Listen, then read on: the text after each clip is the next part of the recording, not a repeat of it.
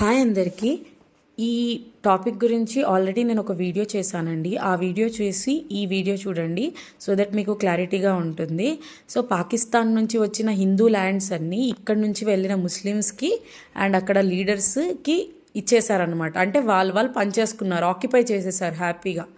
కానీ అక్కడి నుంచి వచ్చిన హిందూస్ మాత్రం ఇండియాకి జీరోతో స్టార్ట్ చేశారనమాట.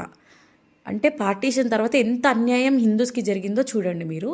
అండ్ ఇక్కడ ఏవైతే ముస్లిమ్స్ వదిలేసి వెళ్ళారో ల్యాండ్స్ అవన్నీ వక్ఫ్ బోర్డ్ కిందకి వెళ్ళిపోయి, వక్ఫ్ బోర్డ్ ఏం చేస్తుందంటే అవన్నీ ల్యాండ్స్ వాళ్ళ మస్జిద్ల కోసము, వాళ్ళ ఎడ్యుకేషన్ సిస్టమ్ లేకపోతే హాస్పిటల్స్ కోసం యూజ్ చేయడానికి వాళ్ళకి అథారిటీ ఉండేది.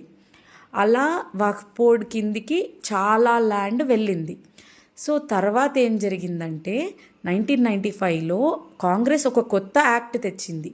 ఆ యాక్ట్ ఏంటంటే వక్ఫ్ బోర్డ్ ఏది వాళ్ళ ల్యాండ్ అని క్లెయిమ్ చేసినా సుప్రీంకోర్టు కూడా ఇన్వాల్వ్ కాలేనంత పవర్ ఇచ్చారనమాట. అంటే సుప్రీంకోర్టు కన్నా హయ్యెస్ట్ పవర్ వక్ఫ్ బోర్డ్కి ఉండేది. అలాంటి పవర్ వాళ్ళకి ఇచ్చారనమాట. అది ఇచ్చిన తర్వాత ఎలా అంటే వీళ్ళు ప్రతిదీ మాదే అని క్లెయిమ్ చేసేయడము, ఆఖరికి 5000 6000 ఇయర్స్ టెంపుల్స్ ల్యాండ్స్ కూడా మావే అని క్లెయిమ్ చేయడం స్టార్ట్ చేశారనమాట.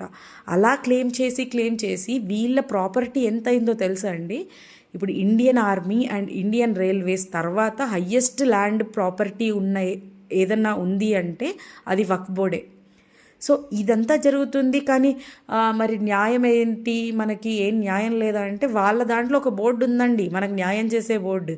అందులో అంతా ముస్లిమ్సే ఉంటారు ఆ పర్టికులర్ బోర్డులో. మనం వెళ్ళి మన డాక్యుమెంట్స్ చూపించి ఇది మాది మాది మాది మాది అని కొట్లాడితే కూడా న్యాయం జరుగుతుందన్న నమ్మకం లేదు. ఎందుకంటే కంప్లీట్ కమ్యూనిటీ ఇస్ దేర్, వాళ్ళ కమ్యూనిటీ మాత్రమే ఆ బోర్డులో ఉంది. సో మనకు న్యాయం జరుగుతుందన్న నమ్మకం కూడా లేదు. సో వన్స్ వక్ఫ్ బోర్డ్ కిందకి వెళ్ళిపోయిందంటే అది వాళ్ళదే ఇంకా. సో ఇంత అరాచకంగా ఉండేదన్నమాట.